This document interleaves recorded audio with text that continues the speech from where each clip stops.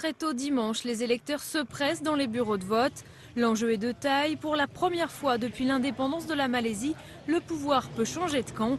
Le parti qui gouverne depuis 1957 pourrait perdre les législatives.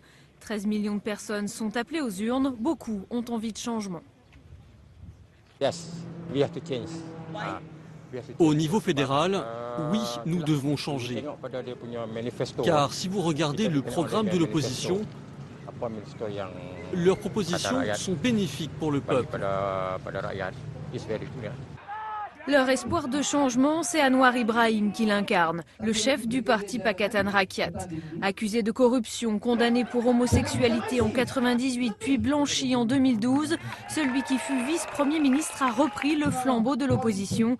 Principaux thèmes de campagne, la lutte contre l'autoritarisme, contre les discriminations et surtout contre la corruption. En 2008, son parti a remporté un tiers des sièges au Parlement. Cette fois, Anwar Ibrahim estime que seules les fraudes pourraient le priver d'une victoire. Nous voyons, Dieu soit loué, tous les signes d'un raz-de-marée. Nous sommes très optimistes. Face à lui, le Premier ministre sortant, Najib Razak. Fils d'un héros de l'indépendance, il est en poste depuis 2009. Malgré des scandales de corruption, sa popularité reste élevée.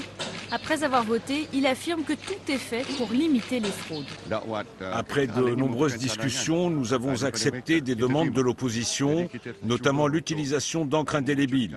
Nous essayons de mener à bien le processus électoral pour avoir des résultats crédibles. Les résultats s'annoncent très serrés entre le parti du Premier ministre et celui de son rival.